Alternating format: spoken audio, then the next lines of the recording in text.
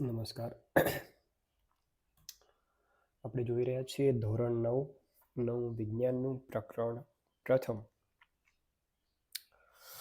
આ પ્રકરણ અંતર્ગત આપણે ચેપ્ટરની ચર્ચા કરી ગયા છીએ.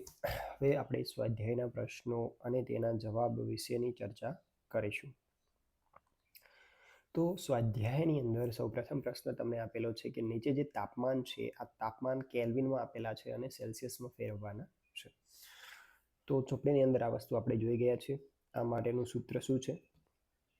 સી પ્લસ ઓકે સોરી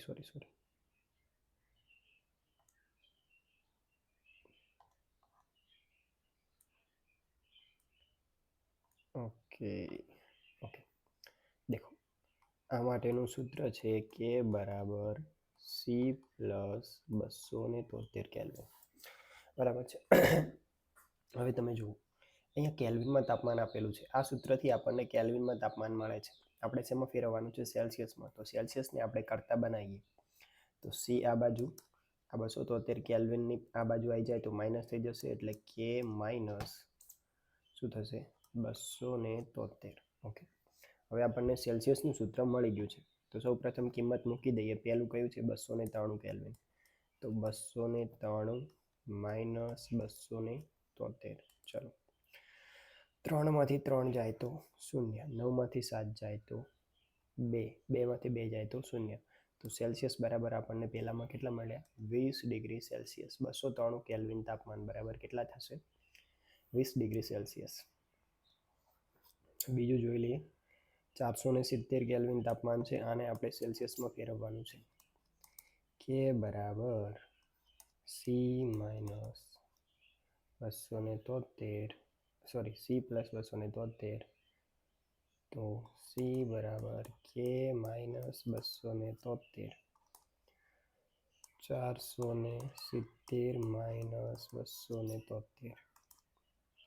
ચલો, 0માંથી 3 જશે નહીં તો 10 કો લેવો પડે, તો અહીંયા 10 થઈ ગયા. 10માંથી 3 જાય તો 7 વધે.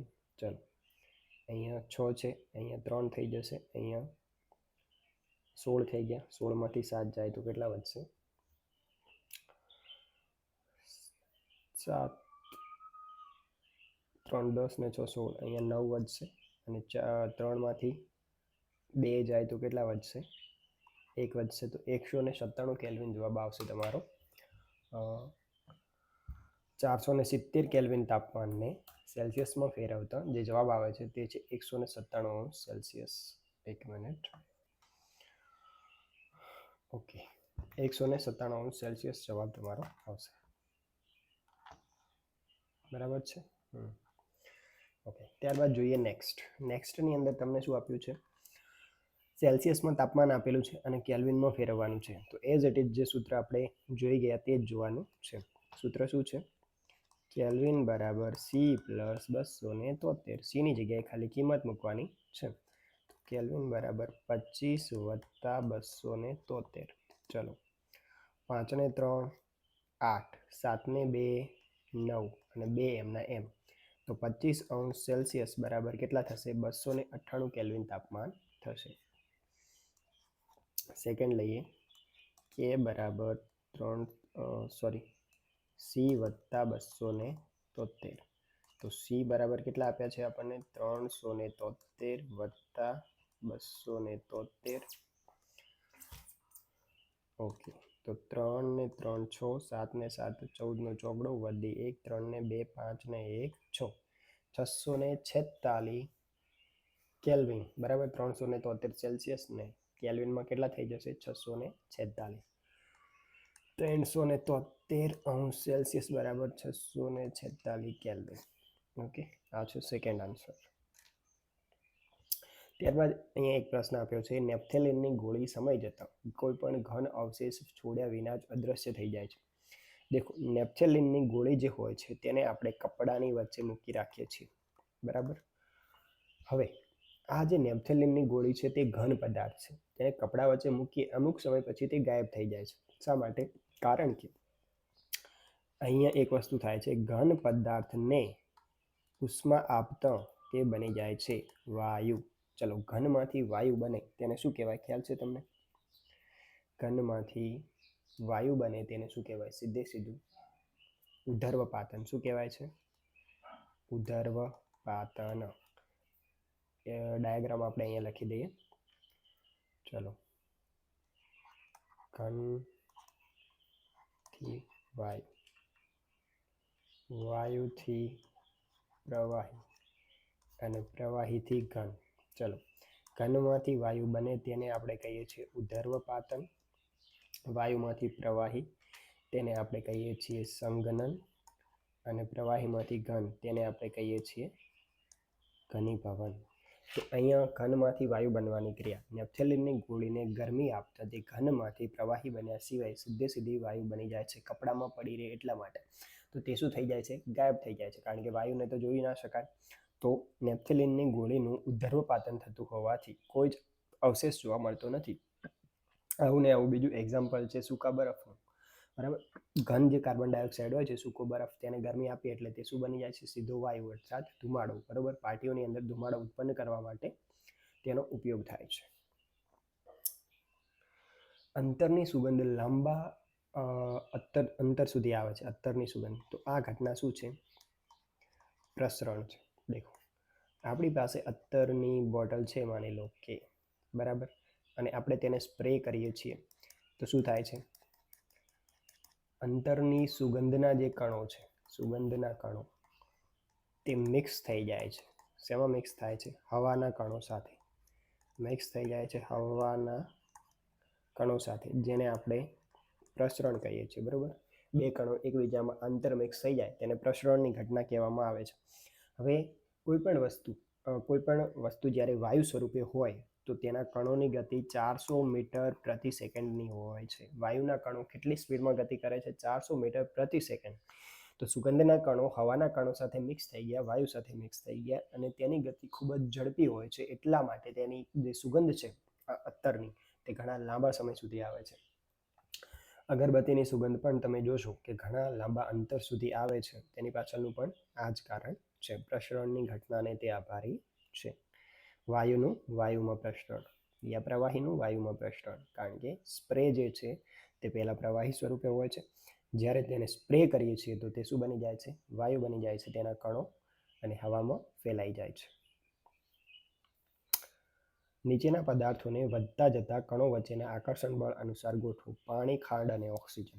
દેખો, સૌથી વધુ આકર્ષણ ખાંડના કણો વચ્ચે હશે, તેનાથી વધુ આકર્ષણ પાણી, પ્રવાહી છે તો તેનાથી ઓછું પાણી, અને સૌથી ઓછું ઓક્સિજન. કેમ? કારણ કે જે વાયુ છે તો વાયુના કણો કેવા હશે? આ રીતે છૂટા. પછી છે પ્રવાહી, તો પ્રવાહીના કણો થોડા વધુ નજીક હશે. અને ત્યારબાદ છે ઘન, ઘનના કણો એકદમ વધારે નજીક હશે. બરાબર, તો આ રીતે વધતા જતા આકર્ષણ બળ અનુસાર ગોઠવી શકાય. ચલો, આ તાપમાને પાણીની ભૌતિક અવસ્થા કઈ હશે? 25°C તાપમાન છે. આ તાપમાન છે તે રૂમનું તાપમાન છે. શેનું? સામાન્ય રીતે રૂમનું તાપમાન હોય છે આટલું. બરાબર છે, તો આ તાપમાને પાણી જે છે તે પ્રવાહી અવસ્થામાં હોય છે.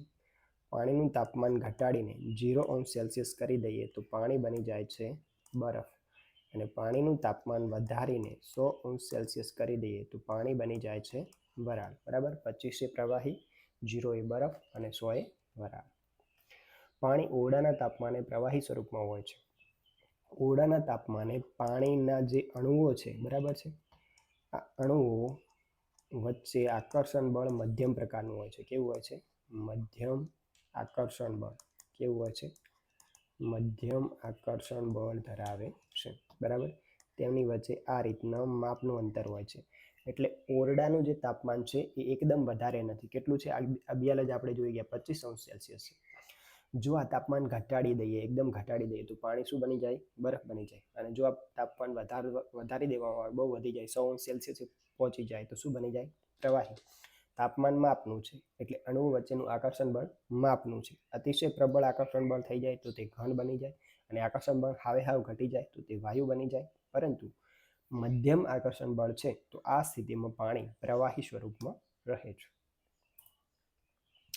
લોખંડની તિજોરી ઓરડાના તાપમાને ઘન સ્વરૂપમાં હોય છે. 25°C તાપમાન છે.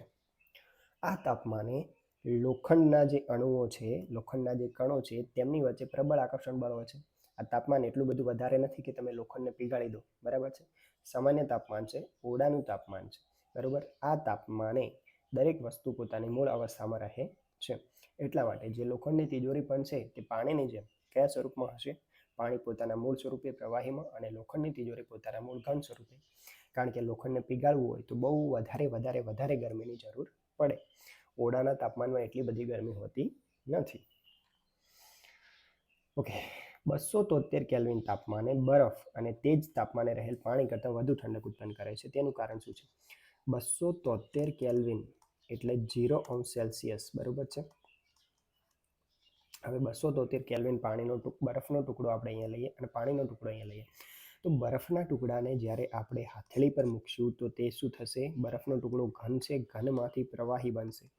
અર્થાત તેની શું બદલાઈ રહી છે? અવસ્થા. અવસ્થા બદલવા માટે તેને જરૂર પડે છે વધારાની ઉષ્માની, જેને આપણે ગુપ્ત ઉષ્મા કહીએ છીએ. આ ગુપ્ત ઉષ્મા તે હાથેળીમાંથી લે છે. એટલા માટે પાણી રહ્યું જે 273 કેલ્વિન પાણીને આપણે હથેળીમાં મૂકશું તો તે તો પ્રવાહી જ છે, તો તે ઠંડુ લાગશે. પણ બરફ વધારે ઠંડુ લાગશે. કેમ?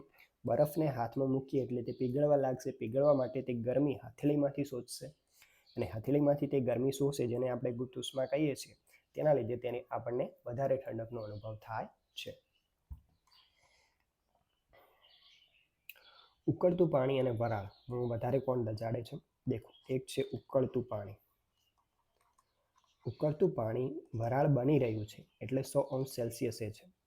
અને વરાળ ઓલરેડી પહેલેથી જ વરાળ છે એટલે તેનું તાપમાન 100°C છે. તો વધારે દજાડે છે વરાળ. વરાળ તમારા હાથને અડશે. હાથને અડતા પહેલામાં જ તે શું બનશે? તેનું ઘનીભવન થશે, પ્રવાહી. શું બનશે? વાયુથી હાથને અડવાથી તે શું બની જાય? પ્રવાહી. અર્થાત શું થયું? તેનું સંઘનન. ઘનીભવન નહીં, સંઘનન થયું, બરાબર. વરાળ તમારા હાથને અડી એટલે વરાળમાંથી પ્રવાહી બની.